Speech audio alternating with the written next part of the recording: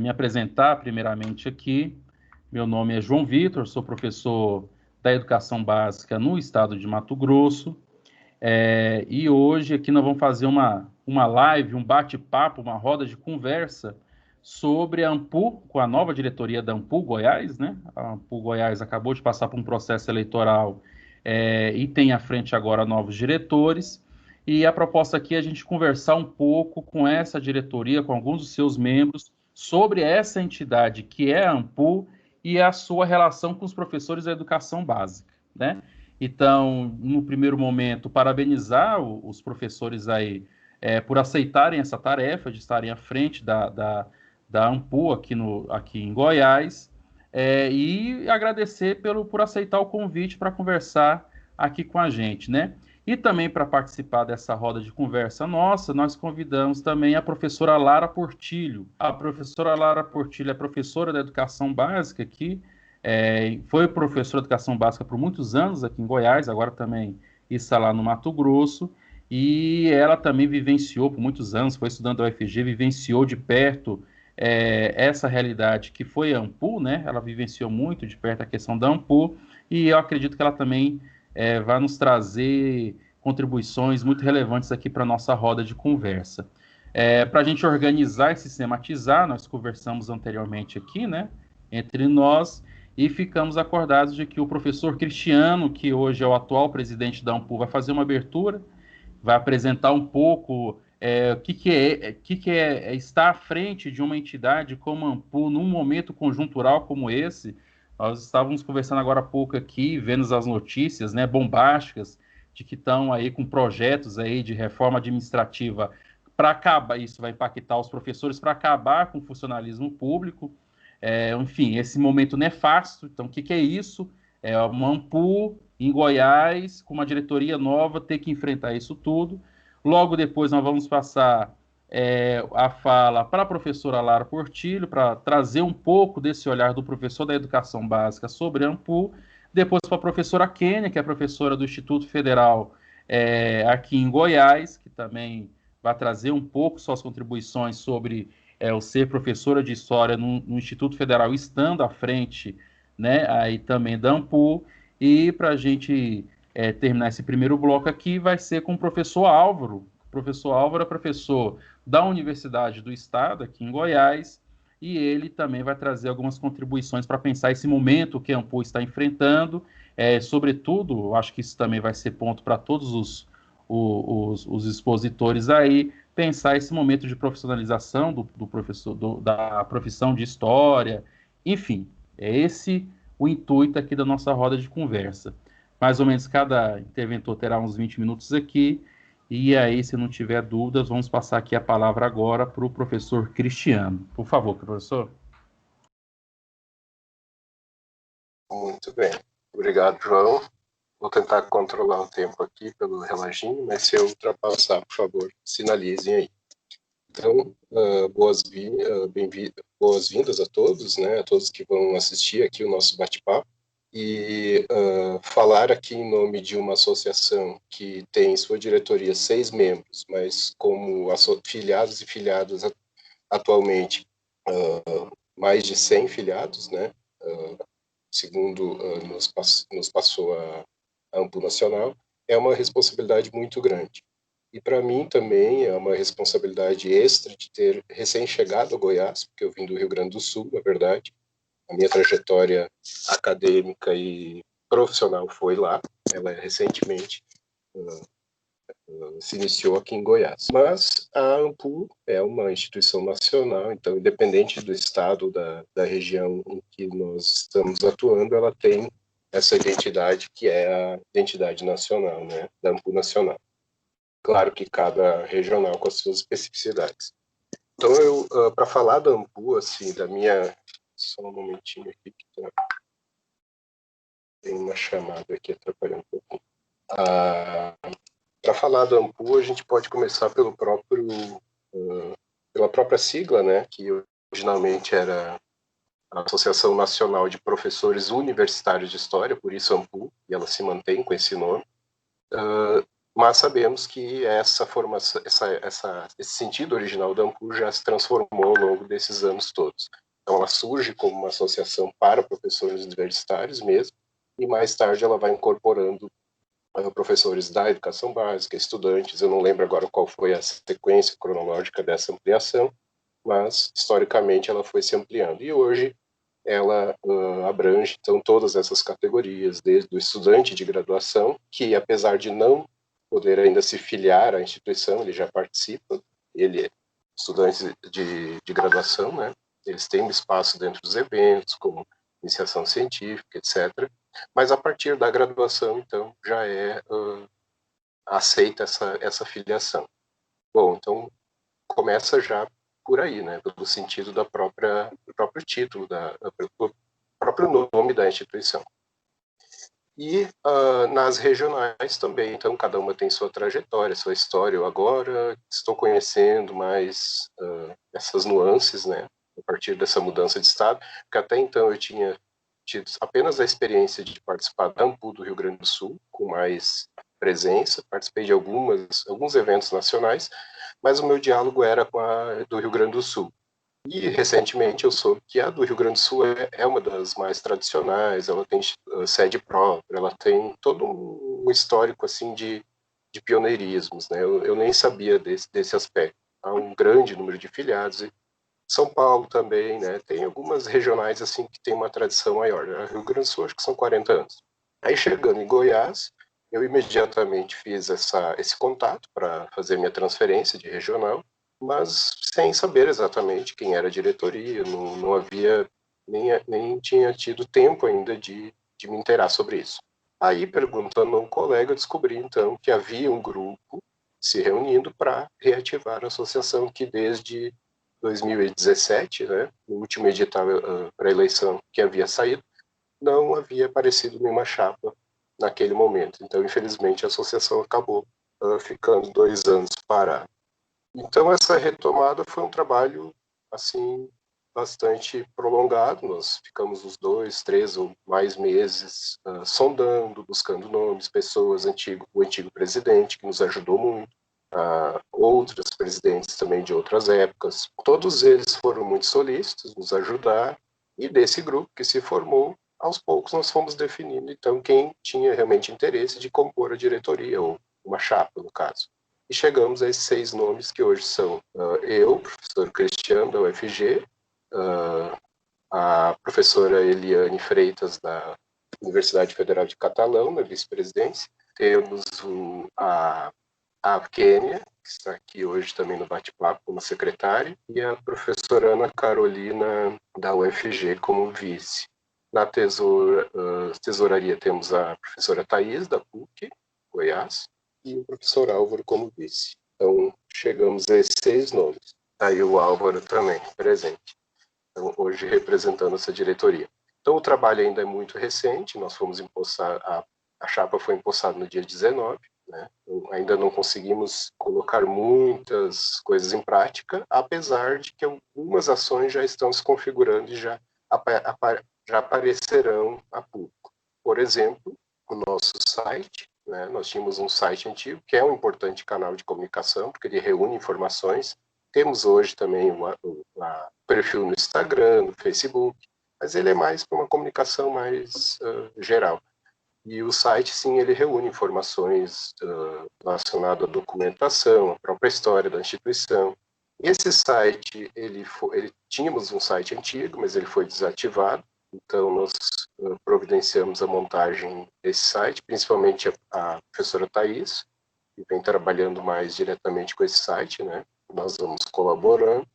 E essa semana ainda, hoje é quinta, provavelmente essa semana ou semana que vem, já estaremos então divulgando e postando esse site. Ele está em finalização, faltam alguns detalhes. Então, nesse site, a partir do momento que os filiados e filiadas puderem acessar, terão uma visão mais ampla de quais são as propostas, do que essa diretoria pretende, né, reunindo essas informações. Por exemplo, eu vou destacar aqui 2 informações rápidas, assim, porque a nossa pauta aqui ela é mais específica, né, sobre educação básica. Eu já vou direcionar para esse esse tema.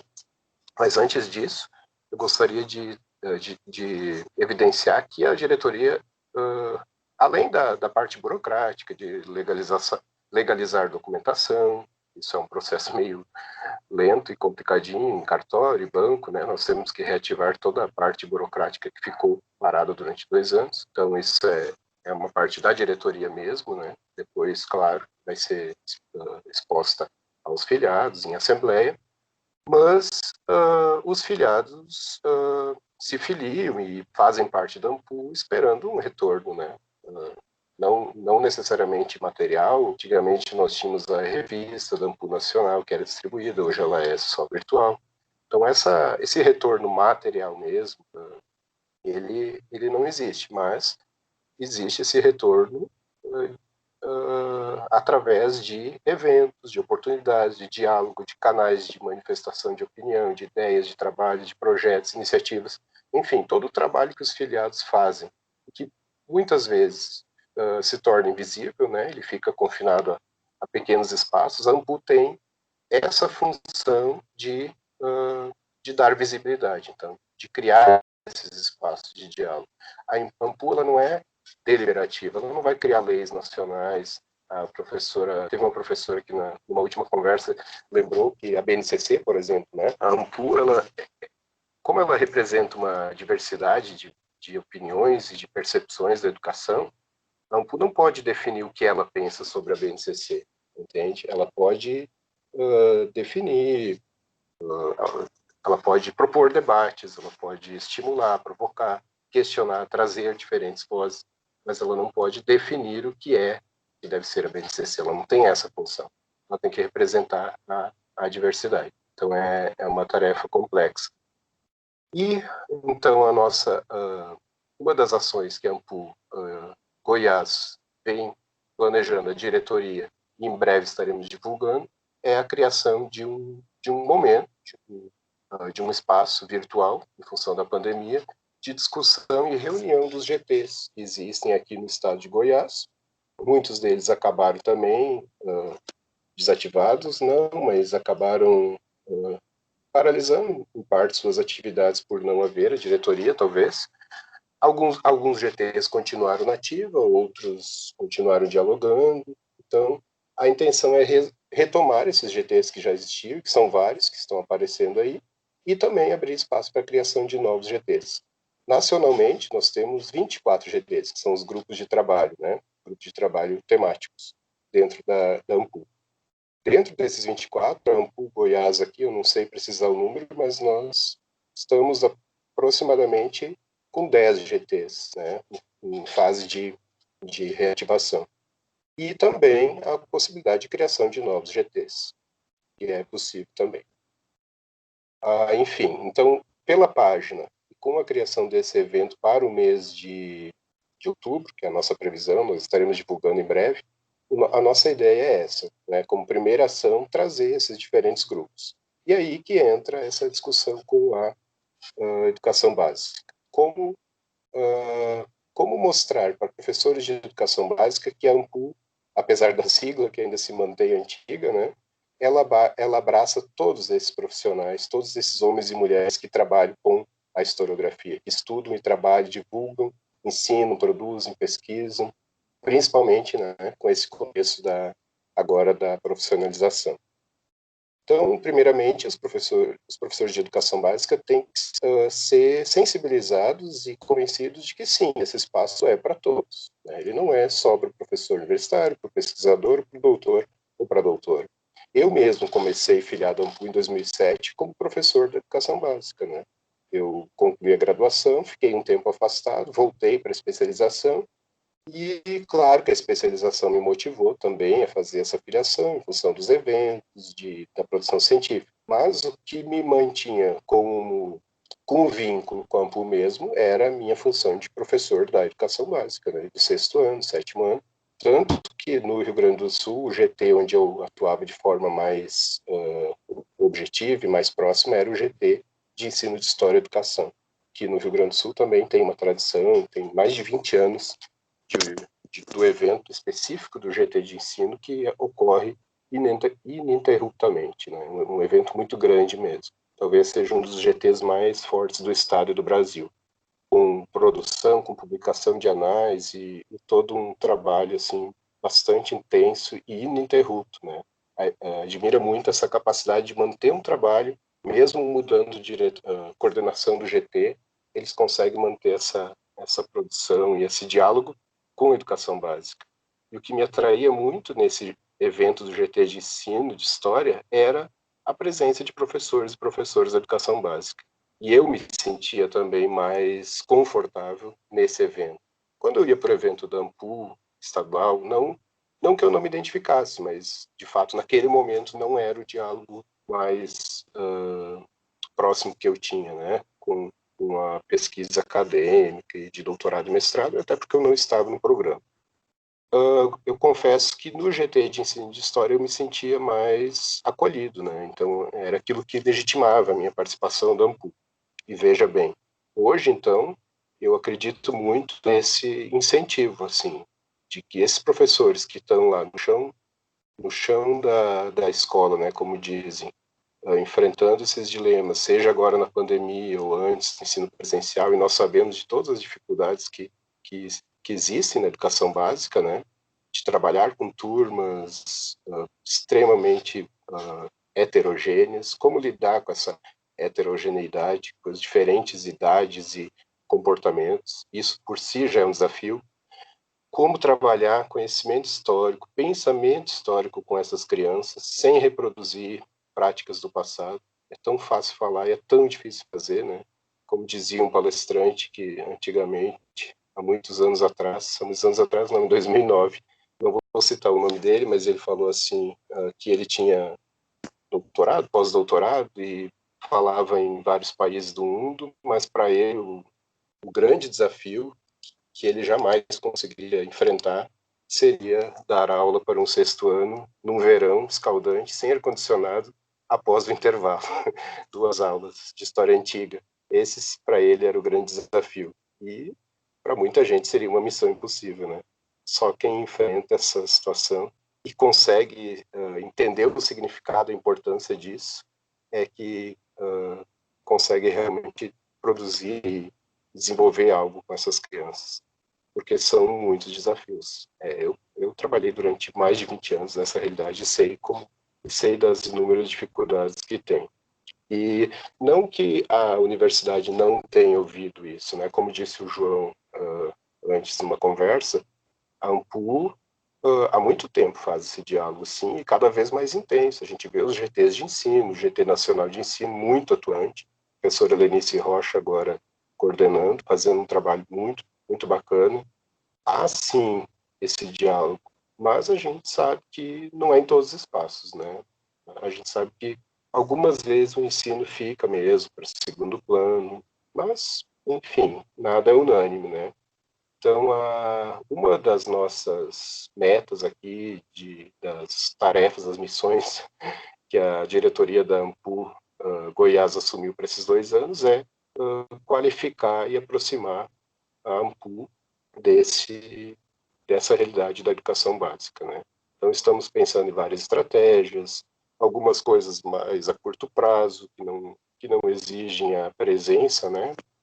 Por enquanto, não sabemos quando poderemos desenvolver atividades presenciais, mas pensando em ferramentas virtuais, em espaços de discussão, criação de canais de diálogo. Em seguida, nós podemos ainda entrar nesses exemplos, né, de que forma aproximar. Mas eu já posso adiantar que, além da presidência da Ampul, eu assumi aqui a coordenação do GT de ensino, e nós publicamos um formulário online, que estará sendo divulgado também pela página. Para nossa surpresa e alegria, nesse curto espaço de tempo que o formulário foi disponibilizado, nós já temos 25 nomes de pessoas interessadas em compor o GT e participar. E nesses 25, como o formulário ele tem o espaço para a pessoa especificar a sua atuação, formação, nesses 25 eu identifiquei, então, professores da educação básica. Isso é muito interessante, já é um começo, né? Nós já percebemos que há pessoas identificando-se, então, com a associação, querendo se filiar e querendo fazer parte. Então, a gente vai fazer um esforço o máximo possível para dar o retorno e para criar esses espaços mesmo de aproximação da universidade, dos institutos federais, da UEG, que mais e a educação básica. As privadas também, claro, né? Nós temos uma integrante da PUC Goiás. Na própria página, nós criamos uma aba, a Thaís especialmente criou uma aba, então, onde teremos toda essa relação dos professores profissionais de história para que tenhamos acesso a essas informações. E Goiás é um estado muito profícuo, né? Cursos de Goiás, cursos de história em Goiás é o que não falta. Temos vários aí, eu mesmo não conhecia todos esses cursos. Temos cursos nas universidades, nos institutos federais também tem curso de graduação em História, Kênia vai falar aí daqui a pouco. E eu acho que é isso. Como o João disse, esse momento de desafio, de contestação que nós vivemos, que é mais intenso do que vivíamos em outros tempos que nós vivenciamos como profissionais e estudantes de história, é um momento mais delicado, sim, de desafiador. Mas um dos caminhos é esse, então, né? Nós nos unirmos como AMPU, como profissionais, como estudantes, e apesar de todas as nossas diferenças, de nossas pluralidades, ou melhor, trocando a palavra, apesar não, por causa da nossa diversidade e das nossas diferenças, é que esse trabalho conjunto tem muito, sim, a contribuir para o debate, né? E tentar enfrentar esses leões que aparecem diariamente para nos confrontar aí. Eu não sei se eu cumpri todo o tempo, falo meio rápido, mas eu vou passar a palavra para o próximo colega, aí depois, se for necessário, eu posso complementar. Ok? Obrigado, então. Obrigado, Cristiano, aí pela intervenção. Atualizou para a gente aí como é que está a situação tanto da AMPU, né? Trouxe notícias muito boas sobre a AMPU aqui em Goiás e agora vamos ouvir um pouco a professora Lara Portilho, ela que é professora também da Educação Básica Regular. Professora, por favor. Primeiramente, boa noite a todos. Estão ouvindo com tranquilidade? Tá ok?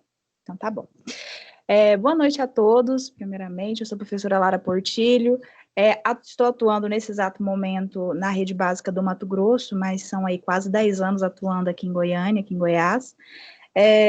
E fui professora também, tive a felicidade de compor o quadro como professora substituta do Instituto Federal Goiano, lá em Séries também, uma experiência fantástica. E nesse primeiro momento eu queria parabenizar o professor Cristiano, a professora Kênia, o professor Álvaro, todos aí da nova gestão da AMPU, que se pegaram, né, firme essa tarefa de reativar a nossa sede, é muito importante. Lá no Mato Grosso, assim que a gente mudou, assim que eu mudei, eu procurei a AMPU de lá, também está no caso de estar desativada, e a gente sente muita falta. Eu que sempre vivi a história da AMPU aí na UFG, então, realmente, a gente sente falta desse lugar que nos identifica, pelo menos até então, enquanto estudante da graduação, essa sempre foi a minha identificação. Sempre achei a AMPU uma associação que sempre identificou muito bem seus professores universitários, seus estudantes de graduação, pós. O professor falou muito bem, o professor Cristiano, sobre a história da AMPU. Ela primeiramente traz esse caráter, tem um caráter de uma associação dos professores de história, que foi feita ali na década de 60, né? Mas eu também queria destacar um ponto que eu gosto muito de pensar, e principalmente como a gente estava conversando antes de começar a gravação, do momento, da conjuntura tão tenebrosa, né? A gente começou a gravar, eu tinha acabado de abrir uma notícia aqui sobre a reforma administrativa que vai soterrar concurso público, e a gente sabe que no nosso país a falta de da estatização, a privatização, ela abre flanco para uma série de situações que precarizam ainda mais a nossa economia, a nossa sociedade. Então, essa visão de que funcionário público é um funcionário preguiçoso, desqualificado, isso aí é muito mais uma construção que se faz para desqualificar de fato em nome de uma privatização, em nome de um capitalismo brutal que a gente vive, de um liberalismo brutal, né? Então, assim, são com essas notícias que a gente vem pensar, a gente vem discutir a situação a relação AMPU-Goiás com os professores da educação básica. Assim, igual eu falei, assim, como estudante da graduação da História da UFG, mestranda, atualmente doutoranda, eu sempre me identifiquei muito com a AMPU, né? E eu estranhava muito quando a gente ia para as escolas e o pessoal, você falava, não, e a AMPU, você vai participar? E o pessoal falava, não, mas AMPU, por quê? Como? Não sei, enfim. E essa natureza, hoje, a gente sabe que o professor da rede básica, ele vive uma realidade muito precarizada, a forma de serviço é muito complicada, muitas vezes o profissional está dando aula ali em 3 turnos diferentes, em 3 escolas diferentes, é um trabalho, assim, a ser realmente glorificado, a ser realmente louvado, porque é difícil, não é fácil você lidar com a heterogeneidade que se tem em sala de aula, né? Mas num primeiro momento, continuando a minha fala, eu vejo nessa nova possibilidade, nessa nova gestão da AMPU e pela fala do professor Cristiano, que é um momento que a gente tem de se aproximar, é um momento de somar, né, as forças. Nós temos aí professores da PUC, da UEG compondo essa chapa que foi eleita. Então, assim, é fundamental a gente trabalhar nisso. E uma das coisas que eu debatendo muito com os colegas, assim, que eu penso, eles sempre que falam em educação básica, em profissionais da educação básica, eles se referenciam a um sindicato como uma bandeira, como uma movimentação social que os representa, porque está trabalhando com questão de salário, carreira e etc., né? E eu queria talvez deixar aqui para debate, talvez muito contribuir para debater, do que só a gente ficar falando, eu acho que vai ser bem fundamental a gente pensar, talvez, professor Cristiano e o pessoal da gestão, uma bandeira mais representativa desses professores da educação básica, no sentido bem social mesmo, no sentido de, não só de caráter científico, eu acho que é fundamental a gente fazer GTs, é fundamental a gente fazer discussões, acho que mais fundamental ainda, igual o senhor propôs, levar para dentro de sala de aula, levar para dentro desse professor, é bem interessante, mas eu acho que quando a gente tenta também criar essa voz, uma voz única enquanto professores, eu acho que entender que o professor da rede básica, ele também é um pesquisador, ele também compõe ele está ali num debate da didática da história, num debate de construção de conhecimento, eu acho fundamental. Louvo a atitude de vocês de estarem aí batendo nesse ponto, da gente estar voltando de estar se propondo essa aproximação. Em alguns momentos eu não cheguei a ver esse interesse. Então, assim, acho fundamental. E aí, para pensar um pouco mais, se fosse possível, nessa primeira gestão talvez não, mas em outros mandatos, quem sabe gestões futuras, a gente pensar numa AMPU que tivesse um formato, além de científico, um formato social. Eu acho que na década de 70, foi pauta da AMPU, e aí se consagra na década de 90, a preocupação da disciplina de História, para além da disciplina universitária, dentro das escolas de primeiro e segundo grau, e aquilo foi, assim, um levante muito fundamental de enfrentamento ao processo ditatorial que estava instaurado na década de 70. E aí eu fico pensando se esse também, talvez não seja um momento fundamental da gente, para além de pensar... Tem um microfone ligado? Eu não sei. Está dando eco? Ai. Para além do caráter científico, a gente também pensar a AMPU enquanto uma entidade representativa, enquanto talvez um caráter um pouco de movimento social, sabe? No sentido de ter os enfrentamentos, no sentido de se atualmente, contra os professores de história que estavam sendo perseguidos no momento das eleições. A ANPU se posicionou, eu achei isso maravilhoso, e para a gente dar essa cara a mais, porque pelo menos nas minhas experiências, quando você pergunta para um professor de educação básica, por que você não é filiado à ANPU? Ele fala assim, porque só aceita mestrando, só aceita quem está dentro da universidade, eu não tenho tempo, eu nem sei, mal sei, nem fiz meu TCC há muitos anos atrás. Então, e aí isso que eu falo não é só para a ANPU, eu acho que entra para todo o campo acadêmico de modo geral. Tem uma dificuldade muito grande do ponto de vista da universidade e dos institutos federais de se popularizarem no sentido democrático da coisa mesmo, no sentido de se verem, talvez, enquanto partícipes, enquanto elementos fundamentais dessa estruturação básica, que eles são uma parte que deve somar. Então, assim, eu acho fundamental a gente pensar, tentar romper com esses elitismos, tentar romper, às vezes, com essas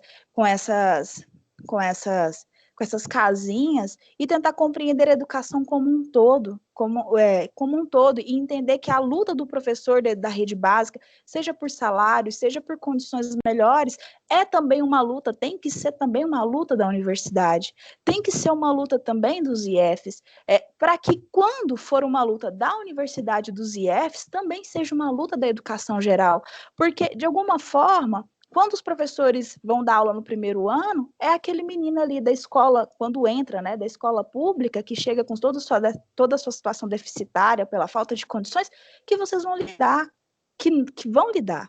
Do IF, da mesma forma.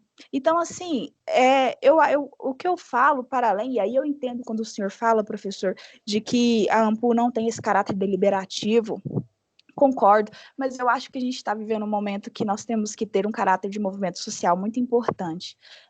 Foram muitas, a história está aí para mostrar, para comprovar as inúmeras conquistas que a gente consegue quando se organiza socialmente. O feminismo é aí, hoje a lei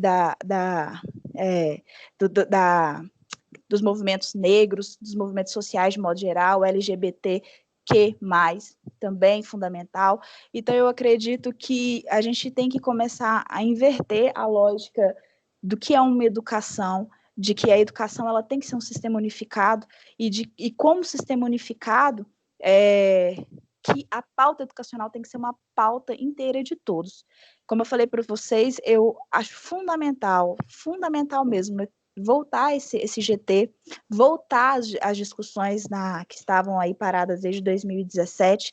Mais do que nunca, fiquei imensamente feliz de saber que nós temos hoje uma chapa que preza por essa diversidade, e mais do que nunca, como o professor falou, a diversidade atualmente é o que vai nos municiar contra o que está posto, contra os ataques que a gente vem sofrendo, contra esse governo nefasto, esse desgoverno que tem todos os dias feito algo, todos os dias, como se diz, os pacotes de maldade são inúmeros, que não tem um dia que a gente não se espanta.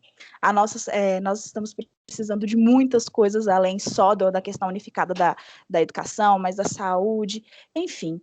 Aí eu só queria mesmo trazer esse caráter de movimento social que eu tive da ANPU na década de 70, que me lembra muito, que me remete muito ao que a gente está vivendo nos dias de hoje.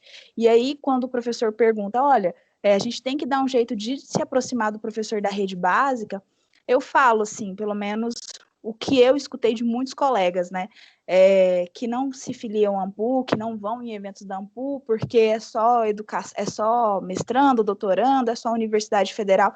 Então, o que eu percebo é que, para além desse distanciamento ANPU professor de educação básica, nós temos um afastamento, um distanciamento social entre o ensino ensino público de qualidade e o restante, que é o resto. E aí o professor universitário luta pelos seus direitos apenas, o professor do IF pelos seus direitos apenas, o professor da educação básica pelos seus direitos apenas, e no meio disso tudo, a gente não tem um plano unificado de educação, a gente estamos colhendo aí nessas separações de lutas e movimentos sociais e direitos, enfim, estamos aí vivenciando um momento muito preocupante. Então, eu chamo a atenção para que, assim como na década de 70, a ANPU se posicionou, se preocupou, e teve a postura combativa, talvez hoje é mais um momento da gente retomar essa postura. E não mais, é importante pensar que ela, enquanto entidade representativa e talvez enquanto esse caráter, hoje a conquista da nossa profissionalização, sem dúvida nenhuma, passa por tudo que foi proposto pela ANPU ao longo do tempo, né? Eu me lembro desse debate já posto há muito tempo na UFG, a gente sempre estava debatendo, os GTs sempre estavam debatendo a profissionalização do historiador. Então, com certeza, aí é uma conquista que a ANPU está dentro, que a ANPU está inserida e que sem ela, certamente, enquanto entidade representativa, e que agora mais do que nunca se faz necessário, não teríamos conseguido. É isso, passa aí, depois a gente pode estar debatendo mais um pouco. Sintam-se à vontade para discordar, professores, tá bom? Um abraço. Ótimo, é isso, professora Lara Portilho, muito obrigada aí pela intervenção, professora que já está há um bom tempo na educação, atuou por um bom tempo na educação básica aqui no estado e que agora está lá no Mato Grosso, né? E agora vamos abrir aqui a oportunidade para a professora Kênia, do Instituto Federal, para quem é velhinho assim, tipo eu ainda chamo de escola técnica, mas que já mudou, inclusive, as concepções, né, professora? A escola técnica, depois virou Cefet, até onde eu acompanhei foi aí, e veio agora com os institutos federais, né, com um outro Sim. conteúdo e outro formato, né? Mas, enfim, professora, está aqui a palavra para a senhora, fica à vontade. Certo. Vocês me ouvem? Sim. Ok, né? Então, certo. Primeiramente, eu queria agradecer o convite e a iniciativa, João. Nós recebemos com muita alegria esse convite, porque realmente era uma das nossas missões, um dos nossos objetivos, essa aproximação mesmo com os professores do ensino básico. Antes de qualquer coisa, eu vou me apresentar, né? Então, meu nome é professora, é ótimo, né? A pessoa já encarna o negócio. Meu nome é Kênia Guzmão Medeiros, eu sou professora do Instituto Federal de Goiás, Campus Formosa. Já fui também professora do IF Goiano, já fui professora da Universidade Estadual de Goiás e já fui professora da Secretaria de Estado do Distrito Federal, de Educação do Distrito Federal, e também da rede privada. Já estou aí há alguns anos nessa lida do ensino. Sou doutora em História pela Universidade Federal de Goiás, mestra em História pela Universidade de Brasília e graduada em História pela UEG, pela Universidade Estadual de Goiás. Faço parte do GT de Gênero da ANPU Goiás e agora estou no grupo aí que está retomando, juntamente com o Cristiano e outros colegas, o GT de Ensino.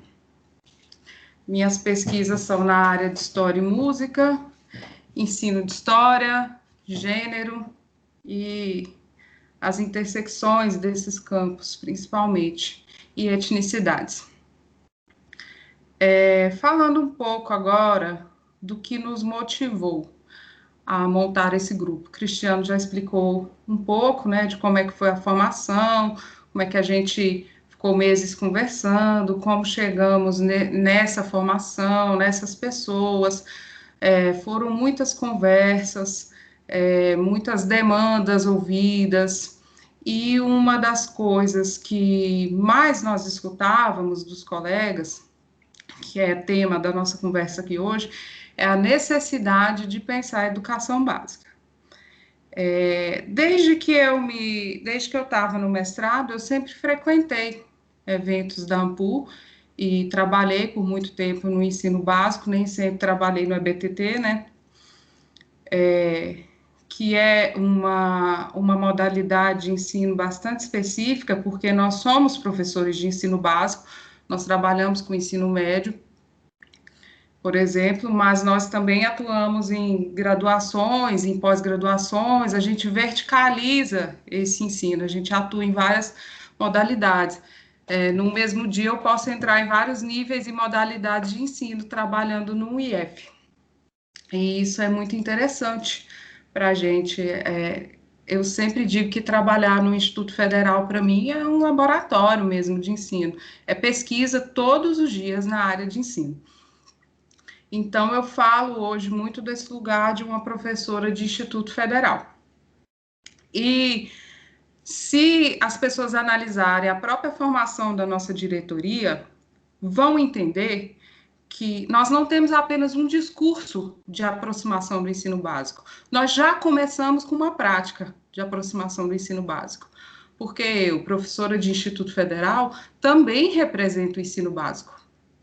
Então, nós já começamos com uma prática nesse sentido, porque essa é uma das nossas metas, valorizar a educação básica, buscar entender as necessidades, demandas, objetivos, especificidades, as tramas da cultura escolar mesmo, como o conhecimento é produzido lá, onde é que está o gargalo, onde é que está a dificuldade, como é que esse professor se sente.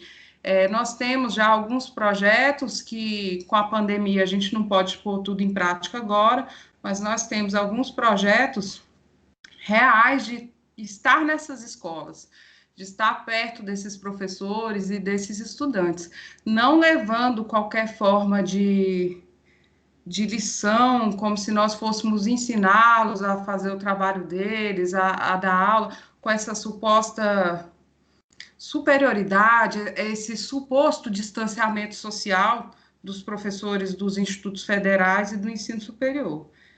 Nós queremos trocar, aprender com eles, ouvi-los, considerá-los, ensinar algumas coisas que sabemos, ouvir os estudantes, caminham por aí algumas das nossas propostas.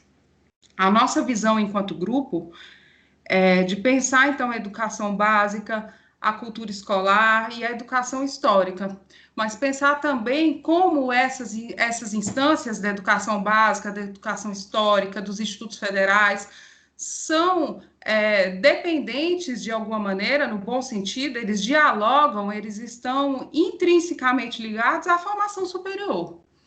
Não há como eu tirar de vista isso aí, não há como eu perder de vista que há uma ligação intrínseca, eu preciso estar num diálogo com o ensino superior, e nós temos isso em mente. Mais uma vez, eu repito que a formação da nossa diretoria já deixa isso bem claro. Assim como pensar as especificidades do ensino técnico, pensar as especificidades do professor de rede particular, que hoje, nesse contexto de pandemia, vive uma situação dramática, o medo da demissão. Então, tudo isso aí nós queremos pensar e colaborar com os debates para melhorias no nosso ensino. O ensino é, com certeza, uma das nossas bandeiras.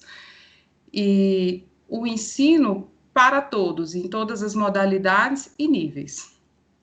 Então, para isso, para a gente sair também do discurso, e essa é uma das nossas preocupações, nós já estamos articulando colaboradores em vários pontos do Estado. Nós acreditamos que a gente precisa de colaboradores, de interlocutores em todo o Estado de Goiás e até mesmo fora, como acontece aqui hoje. Estamos, inclusive, dando uma demonstração disso, com a nossa participação aqui. A gente acredita que a gente precisa desses colaboradores que atuem, mais uma vez, em diferentes níveis e modalidades de ensino. Temos como bandeira também o respeito pelos colegas que trabalham na iniciativa privada, a valorização desse trabalho, a busca de compreensão, mas, sobretudo, a defesa da educação pública de qualidade. É um dos compromissos dessa diretoria. Educação como prática social é um dos nossos entendimentos para poder pensar as nossas práticas e ações. Então, estamos conversando, nós acabamos de assumir, né? Não salientei isso, mas nós acabamos de assumir a diretoria e estamos conversando nesse sentido, de pensar eventos, de pensar educação como prática social. E aí, quando eu digo pensar educação como prática social, é pensar de várias maneiras como a educação pode atuar, melhorar a vida das pessoas, inclusive dos professores da educação básica. Então, nós estamos num movimento agora, que já está acontecendo, o Cristiano já comentou, de reorganização e organização de alguns GTs, que são fundamentais para que a gente tenha uma educação de qualidade, para que a gente tenha uma educação voltada como prática social. Por que eu digo isso? A gente precisa perder a prática dessa dicotomia de separar professor de pesquisador. O professor do ensino básico, ele é um pesquisador e ele é um produtor de conhecimento. Ele produz conhecimento com seus estudantes, constrói todos os dias, dentro das especificidades da cultura escolar, mas ele é um produtor de conhecimento. Então, nós precisamos deles, sim, nos nossos GTs. Nós queremos eles nos nossos GTs, nós queremos ouvir, porque o GT também é dele. Eu preciso muito aprender com esses professores. Eu já fui essa professora. Eu ainda entro no ensino básico numa condição muito mais favorável, não vou negar isso. Não vou comparar a minha condição de EBTT com a condição que eu já vivi trabalhando na Secretaria do Distrito Federal. Mas nós precisamos ouvir, porque quando eu, que tenho vários textos publicados sobre ensino e gênero, eu estou querendo tratar lá das questões de ensino, de um ensino voltado para a diversidade, para o gênero, e eu vou lá escrever das minhas práticas, dos meus locais de observação, da plataforma pela qual eu observo e construo tanto a pesquisa, a escrita e o ensino de história. Mas eu preciso saber da dificuldade deste professor, porque a coisa precisa ser feita, quando a gente vai pensar a educação como prática social, levando em consideração a importância da relação teoria, prática, teoria. Eu teorizo, eu levo isso para a prática, e eu teorizo novamente, porque é a didatização do conhecimento histórico, lá nas tramas do cotidiano escolar, da cultura escolar, que vão desenvolver a consciência histórica, que vai interferir na cultura histórica. É a didática que vai estar verificando se as teorias que os GTs estão produzindo estão corretas. E para eu aplicar essa didática, não uma didática instrumental, mas uma didática como campo de investigação histórica, eu preciso ouvir, trocar com esses professores do ensino básico. Por isso, reiteramos a importância de que esses professores cheguem, sim, é hora mesmo de somar. Eu concordo totalmente com essa parte da fala da Lara, que é hora de somar mesmo. Venham para os GTs, venham dizer o que a gente precisa considerar e ainda não considerou, venham compartilhar com a gente experiências, as nossas angústias, que as nossas lutas sejam compartilhadas, todas elas, as lutas das comunidades escolares, dos estudantes, das famílias dos estudantes. É preciso que a gente some essas lutas. Então, nós buscamos, enquanto grupo de diretoria, conhecer melhor a realidade do ensino de história em Goiás. O que nós queremos é contribuir para a melhoria das aprendizagens históricas no ensino. É uma das nossas intenções. E, para isso, nós precisamos pensar em questões de pesquisa, em questões de organizações formais, deixando claro, desde o início, essa é uma das nossas principais preocupações, que a Ampul Goiás é de todos. A Ampul Goiás não é dos professores universitários. Essa diretoria assume formalmente aqui, e eu posso falar em nome dos meus colegas, porque nós temos esse acordo, nós assumimos o compromisso de estar de mãos dadas, de estar...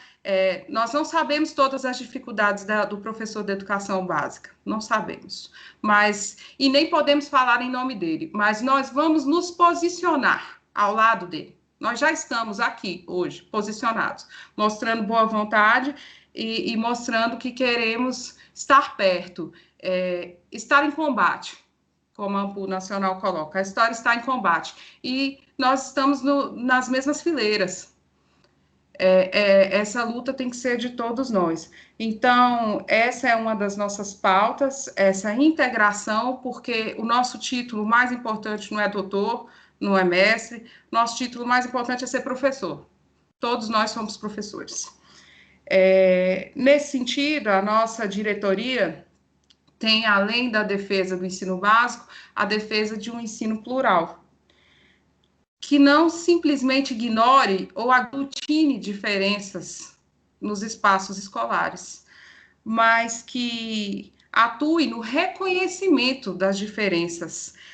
E esse reconhecimento de diferenças passa pelo reconhecimento de que essas diferenças são compostas por longos processos históricos, que muitas vezes acabam se mostrando no presente por meio de discriminações. Então, a nossa diretoria é por um ensino plural, um ensino que pense as etnias, os gêneros, as dissidências.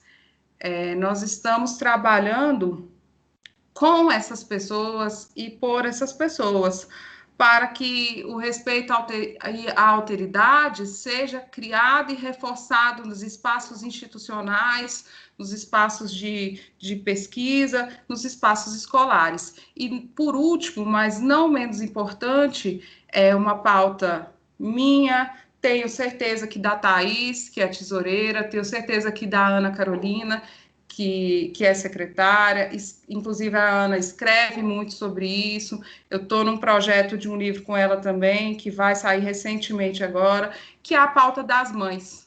No ensino, nas universidades, as mães precisam ser ouvidas, consideradas, não como sujeitas peculiares, que não vão conseguir fazer as coisas, que nós precisamos que o nosso fator maternidade, que acarreta algumas especificidades no nosso tempo de produção, nas nossas condições de produção, a gente precisa que isso seja considerado. Mas isso não pode nos definir, nem nos limitar perante as instituições.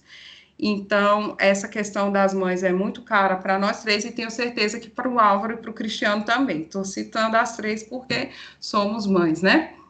Então, sabemos que é pouco tempo para muita pauta, muita demanda, já pegamos uma instituição parada, então até agora foi correr atrás de documento, organizar uma série de coisas, mas o nosso compromisso é com a pluralidade, com a educação básica, com esse professor que nós queremos que chegue até nós, que nós queremos conversar com esse professor, ouvir esse professor. E, nesse sentido, mais uma vez, eu gostaria de agradecer o convite, agradecer até agora a fala do Cristiano, fala da professora Lara, representando aqui as questões, as angústias, as demandas do ensino básico. É muito bom poder ouvir isso, saber como que o professor que está lá na base está vendo isso, está vendo essas questões. A gente realmente precisa desse contato para rever questões políticas e essa suposta diferença, né, desse social. Não é isso que nós queremos. E nós nos comprometemos aqui a criar e a fazer eventos e políticas da Ampul Goiás que não sejam fossos, abismos entre o que se produz na academia e o que se ensina na escola, entre o professor que produz conhecimento na academia e o que produz conhecimento com duras condições todos os dias nas escolas de Goiás. Deixo aqui o meu enorme reconhecimento a todos eles e um enorme abraço a todos esses professores que me ensinaram tanto, que foram meus colegas, que hoje ensinam a minha filha. Muito obrigada.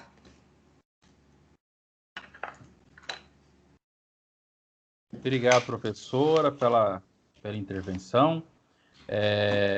Vamos passar aqui agora para o professor Álvaro, que é professor lá da UEG, para fazer as suas considerações aí. Álvaro, é com você. Estão me escutando?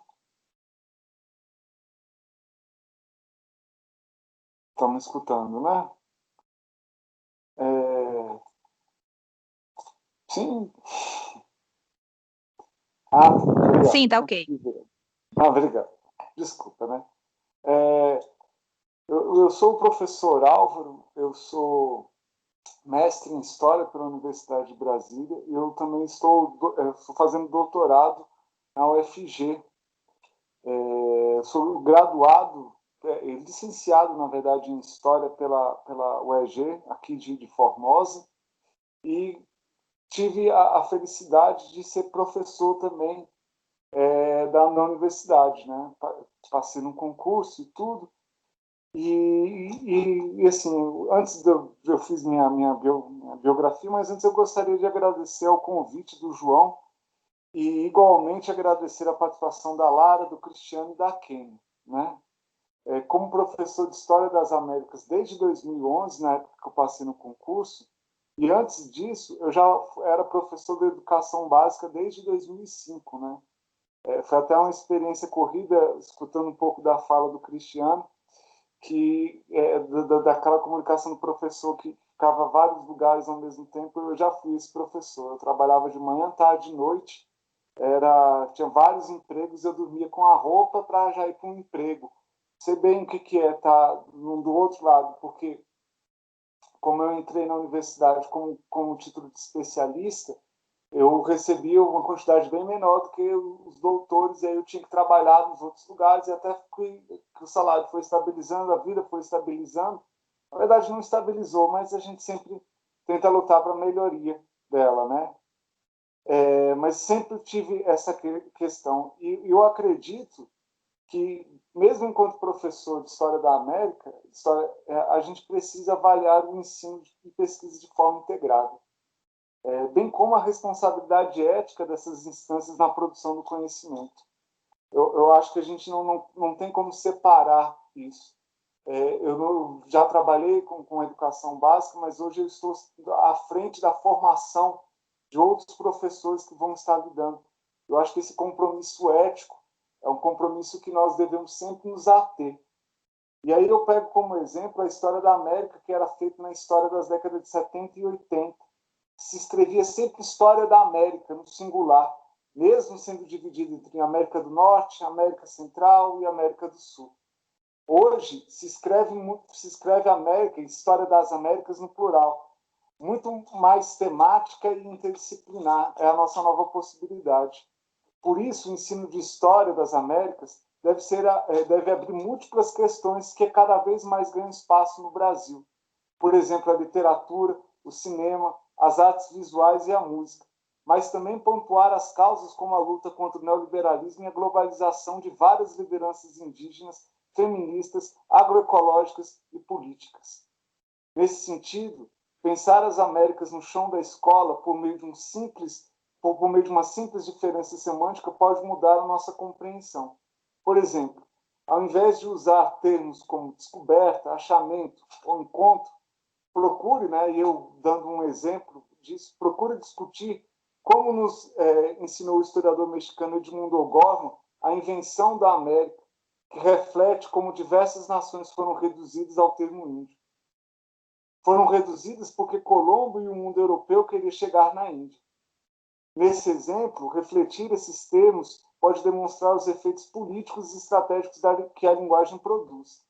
Por fim, entender a proximidade de nós, brasileiros, como nós, latinos, que constitui uma identidade formada por múltiplas identidades, nos ajuda a escapar da dependência moral, e, quem sabe, até econômica e política do eurocentrismo de seu filho americano dos Estados Unidos. Eu escrevi essa pequena comunicação para cá, né? Tentar expor mais ou menos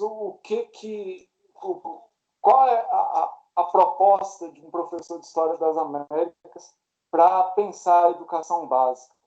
Eu acho que é isso, né? Eu acho que os espaços onde se cria a forma e a produção de conhecimento, eles são em eventos, mas eles também são em salas, nos cotidianos, nos livros, nas nossas pesquisas, nas nossas procuras e no nosso desenvolvimento enquanto ser humano ético. Quando pensar uma fronteira ética para que a gente possa trilhar essas coisas.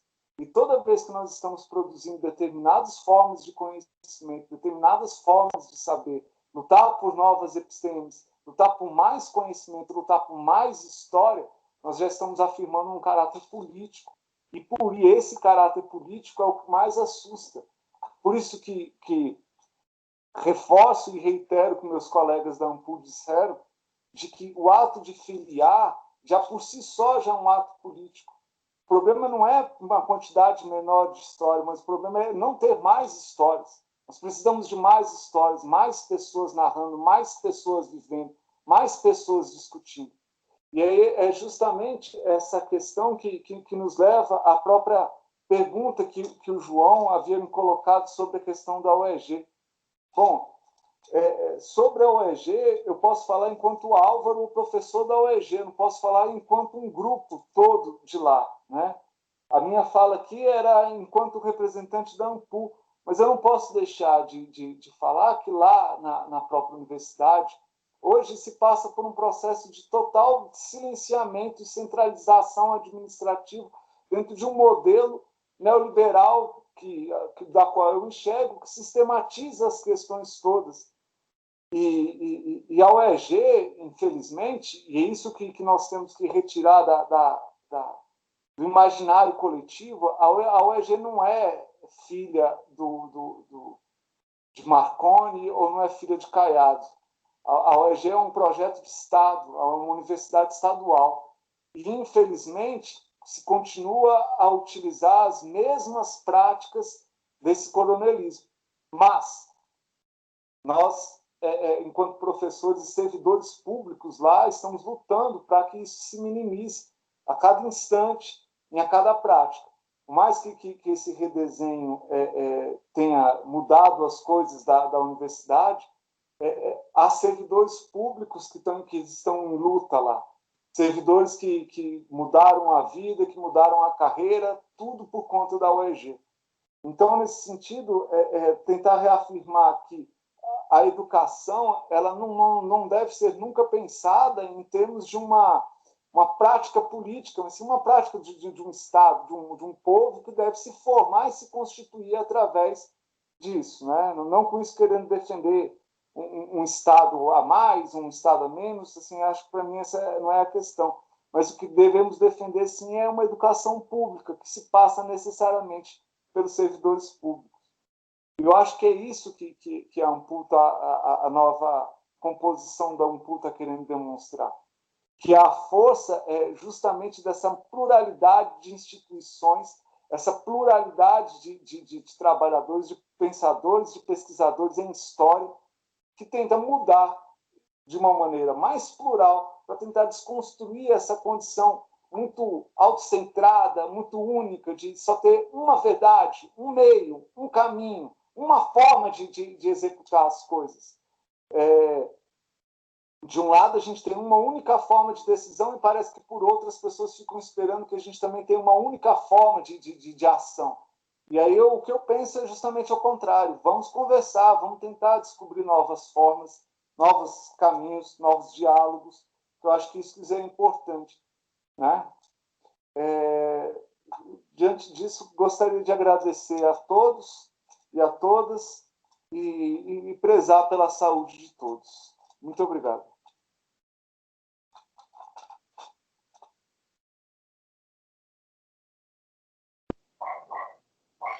Eu acho que agora, inicialmente, tinha pensar uma roda de conversa, né? E aí eu gostaria muito de pontuar duas coisas, né? Que o professor Álvaro acabou de falar, a outra, a professora Kênia. E eu vou começar pela Kênia, né? No sentido de sororidade feminina, no sentido de a questão da mãe. Eu também sou mãe, me representa essa pauta.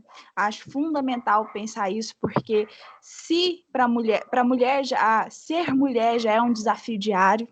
Ser professora é um desafio diário, mais ainda, enfim, é uma dupla, tripla, quádrupla jornada, enfim, né? Então, assim, eu me emocionei muito com o que a senhora falou, em todos os sentidos. Eu estava até com a câmera desligada, falei, gente, eu vou ligar, porque dá um jeito mais impessoal, porque esse negócio de ficar só com um monte de letrinha aí não rola, não. Então, assim, eu acho que é isso, professora. Eu concordo com vocês em número, gênero e grau, assim. Eu acho que esse é o caminho. parabenizo vocês pelo processo de estar voltando com essa Ampo Goiás, e ainda mais com essa roupagem, sabe? A gente precisa realmente somar, a gente precisa olhar essas diferenças. Ela é nessa soma que a gente vai dar conta de barrar tantos retrocessos que estão postos aí para a gente, né? E o senhor falando dos indígenas, professor, assim, eu estou no Mato Grosso, né? Mato Grosso, naturalmente, em si, a gente lida, eu tenho alunos indígenas, e é incrível como que paira no imaginário do próprio indígena o quão inferior ele é.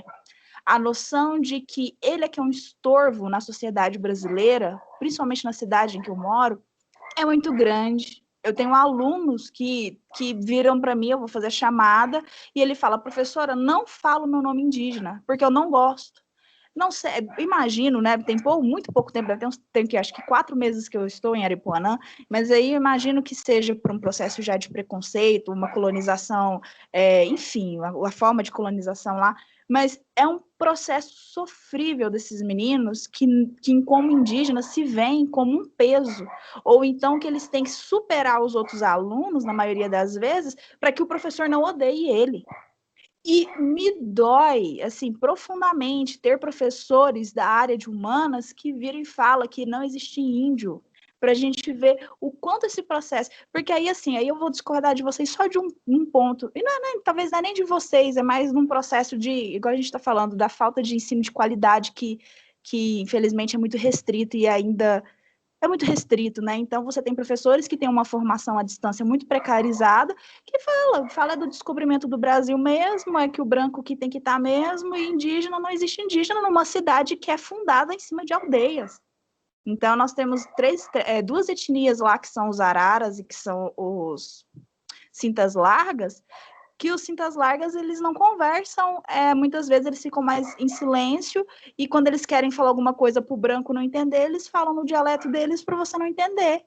E eles são muito retraídos, porque há um processo de ódio instituído ao indígena naquela cidade. É uma coisa assim, chocado, porque a gente sai de um centro goiano, que você tem apesar dos enfrentamentos de ainda estar no centro-oeste, tem uma parcela bem conservadora que nós, infelizmente, lidamos aqui em Goiânia ainda, mas aí você vai para o interior, que é mais conservador ainda, e aí você fica chocado com o tipo de situação, o tipo de ensino que se chega. Então, assim, eu me identifiquei muito com a fala de vocês, mais do que nunca, acho que, não sei, às vezes a gente até pensa como ativar a própria Ampu ali no Mato Grosso, porque também está desativada, talvez falta um engajamento nesse sentido, quem sabe uma missão futura está sendo posta aí, mas fundamental, e eu fico muito feliz e me emocionei bastante com a fala de vocês. Mais do que nunca, eu acho que a gente está no caminho certo. E é isso, vamos construir. É isso.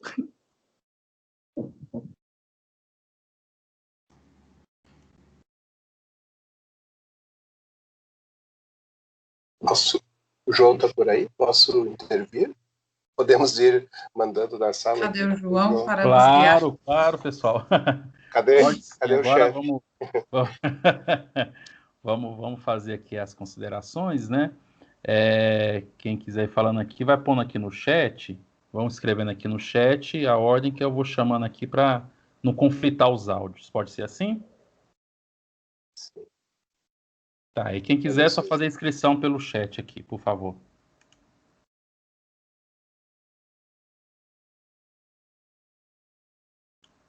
Posso então iniciar? Eu não fiz no chat, mas já que eu falei... Então vai lá, Cristiano, por favor. Na verdade, eu não estou sabendo usar o chat direito. Depois eu dou uma olhada. Não, só para complementar, então. Vou ver se estou ligado aqui. Para complementar o que eu havia começado antes, e também aproveitando agora as colocações da Lara, da Kênia, do Álvaro, é muito bom estar aqui participando com vocês. Tá bem interessante esse papo. E me fazendo pensar em várias coisas aqui que algumas já tinham passado pelo meu pensamento já ao compor a chapa, né, da Ampu, e outras que, de fato, ainda não tenho resposta e nem conhecimento suficiente para isso. Então, desde que eu aceitei assumir, eu sempre me preocupei muito com essa questão de com a questão legal, né, de ler o estatuto e tomar conhecimento, que a gente também não pode sair dizendo eu vou fazer isso, vou fazer aquilo, e algumas coisas o próprio estatuto nos limita. Não que o estatuto não possa ser mudado, né? Inclusive a gente já está vendo algumas coisas e propondo. O que vai ser discutido em assembleia, quando convocarmos, e já queremos, então, sugerir, né, algumas alterações para ampliar também essa possibilidade de ação. Aí, enquanto a Lara falava, eu fui olhando aqui no site, fui lembrando, e é bem interessante, porque tem vários indícios aqui do que ela colocou sobre essa ação social da AMPU, né? Aí eu fiquei pensando quando a gente fala de ensino-pesquisa, mas tem a extensão também na universidade, né? E a extensão, dependendo do lugar, a gente vê que ela não acontece de verdade, porque a extensão é a inserção social. É isso que a Lara falou, levar a universidade até o lugar e trazer o lugar até a universidade. Na UFG, por exemplo, o curso de educação intercultural indígena, ele faz esse trabalho de uma forma muito intensa, né? É um diálogo ali em loco mesmo. Agora, outras instâncias a gente sabe que não acontece, que a extensão acaba se tornando uma espécie de divulgação de pesquisa, né? Debate teórico. Então, essa questão ela é muito instigante mesmo, que a Lara colocou. E aí eu estou lendo aqui na página da AMPU, e essas duas últimas presidentas mulheres, a professora Joana Pedro, da Santa Catarina, e agora a professora Márcia Mota, elas são aguerridas, assim, né? Elas vão para o campo mesmo e dizem o que estão pensando e colocam a questão mesmo do debate social. Aí eu vejo muitos manifestos aqui da AMPU, por exemplo. Nós temos aqui as publicações que sempre apareceram, como publicação de dossiê de revista, convocação de edital de eleição, né, que são as tarefas da AMPU. Mas aí, logo abaixo aqui, descendo a página, nós percebemos assim, nota sobre o retorno presencial do ensino básico no contexto da Covid, GT Estudos de Gênero, com uma nota de repúdio às violações perpetradas contra os direitos daquela criança, que é absurdo, a regulamentação do professor de historiador, né? Depois aqui temos a nota de pesar aqui, né? Uma série de notas que agora eu não estou localizando, mas a AMPU vem manifestando, então, esse posicionamento. Claro que ainda é um manifesto, um posicionamento, né? O que além disso a AMPU pode fazer, se nós consultarmos o Estatuto do Regimento, realmente ele não amplia muito essa possibilidade. Tem um item que fala sobre essa atuação social, contextualização, mas muito, muito tímido ainda, né? Então, eu acredito que, claro que essa mudança ou retomada, talvez, né, pensando na década de 70, essa retomada da ação social e política da AMPU, ela deva acontecer a partir da prática, né? Mas depois ela vai ter que se refletir na mudança de estatuto e regimento, que eu confesso que eu não sou extremo conhecedor, eu ainda estou iniciando, muitas coisas eu pergunto para a AMPU Nacional, inclusive nós fizemos um perfil no Instagram, cuja primeira postagem, na primeira semana, nós tivemos o perfil cancelado. Até agora nós não sabemos por quê, provavelmente alguém denunciou, né? Geralmente é quando alguém denuncia. E aí teve uma postagem lá que nós fizemos uma menção política, sendo que outros perfis de AMPUs regionais eu vejo diariamente postagens políticas, mencionando o nome de, né, posicionamento político mesmo, que eu acho que é a função do AMPU, tem por que não. Mas esse policiamento, esse cerceamento de liberdade está nos ameaçando. Claro que a gente não vai recuar, né? Mas então nós já tivemos um cuidado no Instagram. Bom, se a gente postar isso aí, nosso perfil vai ser cancelado uma vez por dia. Aí tem essa questão aí, né? Como fazer essa inserção? Então, como ir além dos manifestos? Hoje mesmo, isso, a Lara mencionou da questão da reforma administrativa, eu entrei no perfil do Instagram e recebi uma provocação, recebemos, né, em nome da AMPU Goiás, porque a pessoa, foi um professor, eu acredito que da educação básica, não consegui identificar, professor da Bahia, e ele mencionou, ele marcou, né, no Instagram, várias AMPUs, assim, a da Bahia, de Goiás, várias outras, nacional, e ele colocou uma pergunta, e aí, AMPU, vão fazer o quê? Né? Ele mandou no privado, né? Não botou não publicou. Aí eu imediatamente li, compartilhei com os colegas e eu disse, ó, diretoria, e aí, o que a gente vai fazer? Né? Qual é a nossa ação? A gente fica meio desnorteado, vamos fazer uma nota, vamos publicar algo, o que nós podemos dizer ou não? E é uma necessidade que a gente tem de fazer isso, sim. E eu concordo que tem que ampliar essas possibilidades de ação. Racionalmente, a AMPU andou... Essa nota sobre o ensino remoto da Covid, por exemplo, a AMPU se manifestou. O GT de História não concordou. Ele publicou uma outra nota dizendo que não assinava essa nota pela AMPU Nacional. Entendeu? É muito complexo isso. Depois, eu sei que nas redes da AMPU também houve um meme, alguma postagem, que eu não sei qual foi, que deu muita polêmica também. Né? Eu acho que foi envolvendo um deputado, o Alexandre Frota, que apoiou a profissão do historiador, né? Isso gerou muita polêmica também, porque muitas pessoas não concordaram com aquela postagem da AMPU. Então é aquela questão, é uma diversidade, são filiados e filiados de diversas orientações, né? E essa atuação política pelo Estatuto da AMPU, eu dei uma espiadinha, dei uma coladinha aqui, diz assim, a AMPU não pode se envolver em atividades político-partidárias, obviamente, né? Pela uma instituição privada e realmente ela não pode estar lá dentro de um comitê político. Mas essa questão da atuação social, sim, né? Nada nos impede, nós não estamos assinando o nome de partido nenhum. Mas, senão, a AMPU ela vai perdendo, e ela é a historicidade dela, né? Se, por um momento, ela foi elitista, e eu senti isso várias vezes, eu me senti excluído muitas vezes, por aquele círculo que comandava a AMPU e sempre tomava as decisões, né? Acho que não tem mais sentido, não tem mais lugar para ser um elitista. Realmente, concordo com isso. O que nós pudermos fazer para mudar essa imagem, não sei se é um estereótipo, se é de fato mesmo, acredito que sim, em várias instâncias, e tem várias pessoas do AMPU que não concordam com essa nossa colocação aqui, né? Eu sei de várias pessoas que inclusive saem do AMPU porque dizem assim, isso aí qual é a palavra que eu ouvi uma vez? Tá vulgarizando o conhecimento, né? Tá tornando muito vulgar. Isso aí vai tirar nosso status. Eu tenho a disciplina de didática da história aqui na UFG, e antes da pandemia, na aula presencial, nós passamos uma noite discutindo isso, né? E os alunos falando sobre a função didática da história, então, eles não queriam estar na Torre de Marfim, né? Olhando o mundo lá de cima, observando. Eles queriam respostas para os problemas reais, né? Dia a dia, né? Tem aluno que não vinha para a aula aqui porque não tinha dinheiro para pagar a passagem de ônibus, de se intercalar, né, para conseguir vir para o UFG. Você vai ficar lá no alto da torre, olhando para essas pessoas e andar. Então, eu acho que é isso. Então, fazer essa ação, né, esse movimento, e depois, claro, essa parte do estatuto. Enquanto não estiver lá no regimento do estatuto, algumas coisas até podem nos cercear de estarmos atuando. É isso, então. Obrigado.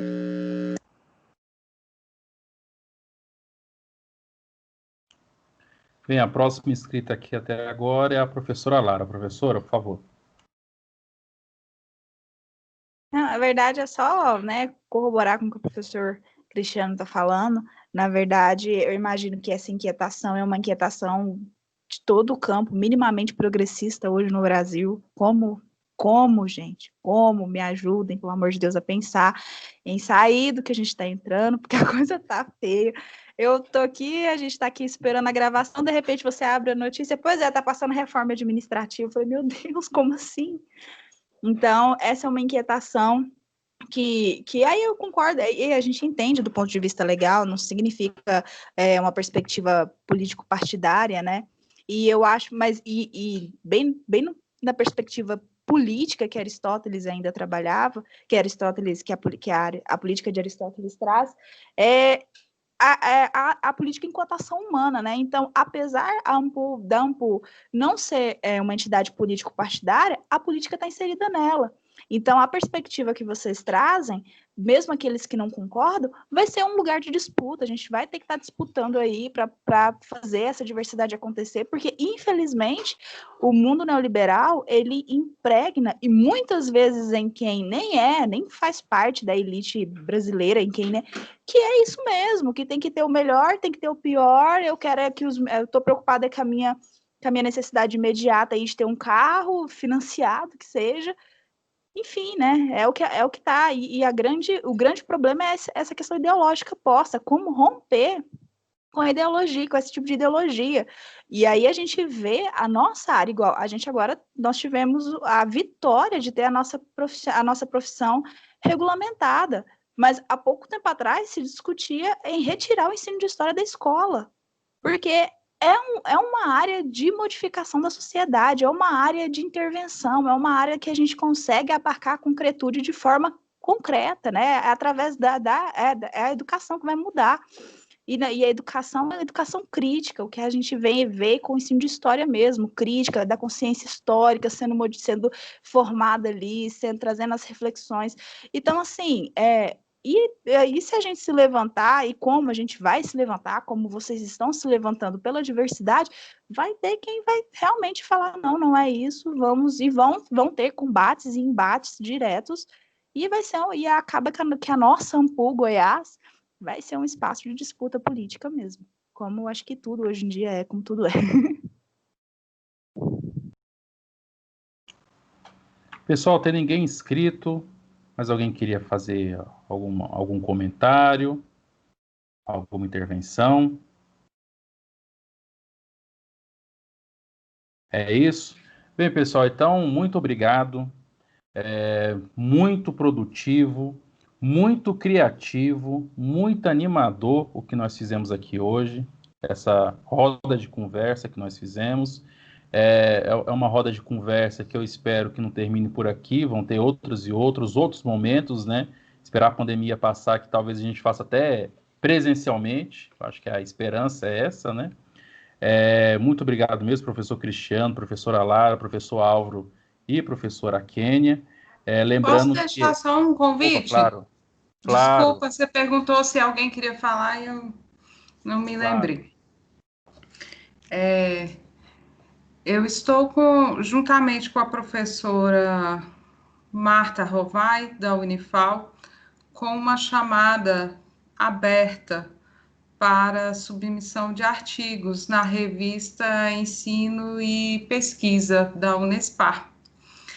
E nós tem lá na página da revista, está divulgado em várias redes sociais, inclusive da Ampul Goiás também, mas nós queremos, então, receber trabalhos que pensam e investigam a história pública e o gênero sob a perspectiva do ensino de história. Está tudo mais especificado na chamada, no texto da chamada, mas nós convidamos, então, professores, professoras, para submeterem textos nessa chamada. A gente quer fazer um trabalho aí bem bonito, e já aproveitando a primeira propaganda, eu já emendo a segunda, que tá para sair também nesse tema de ensino, tá no forno, já está na diagramação, um dossiê organizado pela professora Paula Sampaio, da Universidade Federal de Rondonópolis, professora Gilmária Salviano,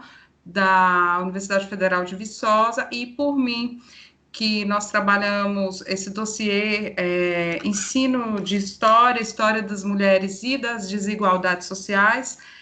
Nós fizemos essa chamada em maio, tivemos uma audiência surpreendente, maravilhosa, e recebemos mais de 90 textos de todas as partes do Brasil, e a produção foi tão boa que a revista nos convidou a organizar um segundo dossiê, já aproveitando os textos que não estavam tão no escopo, mas levando, e é um dossiê que está para sair aí pela revista História em Reflexão, da Universidade Federal Grande Dourados, UFGD, e é um dossiê com chão de escola, com prática de ensino para o professor ler, se sentir representado, se inspirar, se sentir compreendido, se sentir acolhido. Então, faço essa propaganda aí. A fala da Lara até me lembrou que nós estamos aí com um evento para a semana que vem na UFMS sobre povos indígenas. Álvaro e eu estamos com esse evento lá, mas infelizmente já fechou. Mas organizaremos outros aí em breve sobre povos indígenas e colonialismos e colonialidade. Então, já sabendo das demandas, a gente já faz o contato e já faz uma conversa muito boa sobre questão indígena. Muito obrigada a todos, foi muito bom ouvi-los, foi muito bom participar dessa roda aqui, muito agradável. Eu gostaria, posso falar também? Claro, por favor, Álvaro. Gostaria de agradecer imensamente, eu gostei muito, assim, eu confesso que é a primeira vez que eu faço esse tipo de reunião, de entrevista, e assim, eu fiquei bastante intimidado no início. Sei que é diferente quando a gente pensa, não, é só uma roda de conversa, só que na hora bate o nervosismo mesmo. Mas eu queria agradecer mesmo, sabe, e lembrar que a gente conhece professores, né, e professores de tantas formas possíveis, né, às vezes a gente conhece um professor que estuda, que trabalha durante anos e anos numa escola, e ele passa a ser patrimônio daquela escola, assim como vira patrimônio daquela cidade. Às vezes a gente encontra aqueles professores ao longo da nossa vida que só pegou um contrato rápido, temporário, passou pela nossa vida e desaparece, nunca mais. E outros que a gente conhece apenas por textos, né? A gente conhece vários professores por textos e aprende tanto com aqueles professores, e quando você descobre, você fala, nossa, mas quem é esse professor? Eu quero aprender mais com eles, aí todo mundo conhece, menos você. Eu acho que isso que fica a grande questão quando a gente pensa nesse ensino de história, valorizar esse tipo de professores, sabe? Por exemplo, eu tenho uma professora que eu adoro muito, mas eu conheci apenas numa banca, que foi a professora Libertar Gomes, e assim, uma pessoa incrível, e aí a gente conhece ela pelos textos, todo mundo parece que conhece ela, e você não, e aí você fica assim pensando, nossa, onde que eu posso estar, né? E é por isso que eu acho tão importante a ANPU nesse sentido, que a ANPU ela meio que projeta todas essas expectativas e sonhos desses professores, e os meus sonhos de encontrar esses professores e tantos outros, e eu acho que essa é a mensagem que a gente está querendo passar mesmo. Nós somos professores, né? Acima de tudo, e queremos continuar sendo e ter mais professores. Por isso eu agradeço muito a vocês terem me convidados todos nós, né? Mas muito obrigado mesmo. É aquilo, né? A ANPU é nosso lugar. Acho que vamos levantar essa bandeira. A ANPU é o nosso lugar. Eu também agradecendo a todos, foi um imenso prazer participar. A gente sempre fica, né? É uma roda de conversa, mas eu estou aqui com o professor Cristiano do UFG, professora do IF, lugares de referência do EG. Então a gente sempre fica com aquele nervosismo. Eu também fiquei super nervosa. Apesar de estar sempre nesse momento. Mas assim, gente, foi muito gostoso. Eu agradeço profundamente que essa não seja a última, que seja a primeira e não seja a última, né? Que a gente siga aí em outras parcerias, estamos aí à disposição. Vamos compor aí esses trabalhos, viu, professora? Já vou aqui, ó, já anotei a chamadinha, logo escrevendo e mandando. Então, beleza, então. Um beijo para todos, um beijo.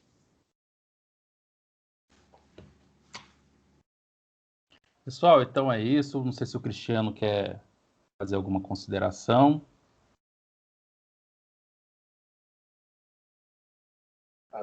Não vou me estender, porque nós fechamos aqui quase 2 horas pelo meu reloginho, né? Então é isso. Agradeço também, reforço as palavras de todos e todas, e aguardando a próxima oportunidade também. Estamos aí, aceitando o desafio. Não prometemos nada, porque não somos partido nem político, mas esperamos, né, cumprir pelo menos parte aí que a gente projetou. Sonhamos fazer juntos. Pessoal, então muito obrigado. Só lembrando a todos aí que essa aqui é uma transmissão que foi gravada e que está sendo disponibilizada aí pelos canais do YouTube da ANPU, né, e pelas páginas também da UPU. Então, muito obrigado a todos e tenham uma boa noite.